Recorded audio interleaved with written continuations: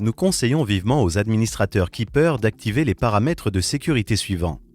Créez 2 administrateurs Keeper au cas où l'un des 2 comptes soit perdu ou devienne inaccessible.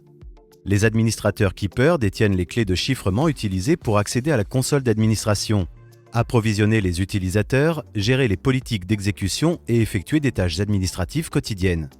Pour attribuer un rôle d'administrateur Keeper à un utilisateur, sélectionnez le rôle d'administrateur Keeper, cliquez sur l'icône « Ajouter » et choisissez l'utilisateur que vous souhaitez ajouter. Pour éviter de perdre des archives quand un collaborateur quitte l'entreprise, activez la politique de transfert de compte. Le transfert de compte est une fonctionnalité facultative qui doit être configurée par l'administrateur Keeper lors de la phase de déploiement initial de Keeper. Consultez notre vidéo sur les transferts de compte pour en savoir plus. Exigez un mot de passe principal complexe pour tous vos utilisateurs. La minimisation du risque de cyberattaque commence par l'utilisation d'un mot de passe principal complexe pour tous les utilisateurs intégrés à votre compte Keeper Enterprise. Un mot de passe principal complexe est la première étape essentielle de limitation des accès non autorisés au coffre-fort d'un utilisateur. Un mot de passe doit être simple à retenir mais difficile à deviner. Au minimum, nous conseillons d'utiliser un mot de passe de 8 caractères. Toutefois, plus un mot de passe est long, plus il est difficile à pirater. La complexité des mots de passe peut être configurée pour chaque rôle individuellement. Pour cela, sélectionnez le rôle que vous souhaitez modifier, accédez aux politiques d'exécution et utilisez les curseurs pour configurer la complexité de mots de passe désirés. Exigez l'utilisation de l'authentification à 2 facteurs. L'authentification à 2 facteurs, également appelée authentification multifacteur ou MFA, ajoute un niveau supplémentaire de sécurité pour accéder au coffre-fort. Le premier niveau est un élément connu par l'utilisateur, son mot de passe principal. Le deuxième niveau est un élément qu'il possède. Ce peut être un appareil mobile avec l'utilisation d'un SMS ou d'une application TOTP ou bien d'un jeton matériel. L'ajout d'un deuxième moyen d'identification complique fortement la tâche des pirates qui tentent d'accéder illégalement au coffre-fort d'un utilisateur. L'utilisation d'une politique basée sur les rôles permet de vous assurer que tous vos utilisateurs ont l'obligation de configurer l'authentification à 2 facteurs sur leur coffre-fort.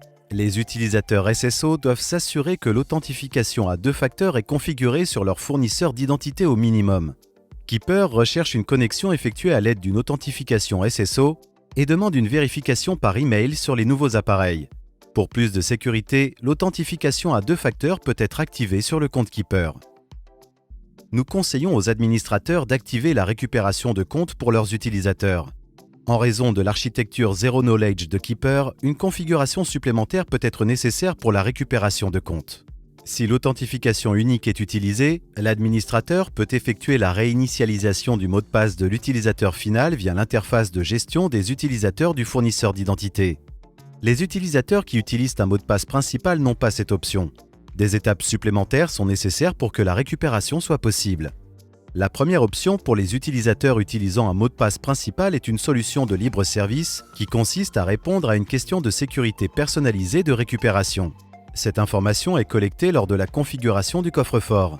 Si l'utilisateur a oublié sa réponse de récupération et que le transfert de compte a été configuré par l'administrateur et accepté par l'utilisateur final, il est possible de récupérer le compte via un transfert de compte.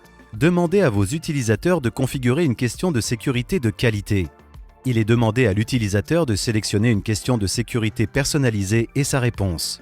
La question de sécurité peut être utilisée en tant que processus facultatif de récupération de compte. Une question de sécurité de qualité et sa réponse sont des éléments connus uniquement par l'utilisateur. Les réponses de sécurité doivent comporter au moins 10 caractères. Pour empêcher les utilisateurs d'accéder à leur coffre-fort professionnel en dehors des réseaux et emplacements autorisés, les administrateurs doivent activer une liste verte d'adresses IP. Il s'agit d'un paramètre d'exécution basé sur les rôles qui permet aux utilisateurs d'accéder à leur coffre-fort uniquement quand leur appareil est connecté à un réseau approuvé. Une bonne pratique de sécurité consiste à limiter la possibilité pour les utilisateurs finaux des formules Enterprise d'installer des extensions de navigateurs tierces non approuvées. Les extensions de navigateurs avec des permissions élevées peuvent avoir la capacité d'accéder à des données contenues par un site web ou une application basée sur le web. Consultez votre logiciel de gestion des appareils pour vérifier que Keeper est autorisé et que les extensions non approuvées sont bloquées ou supprimées.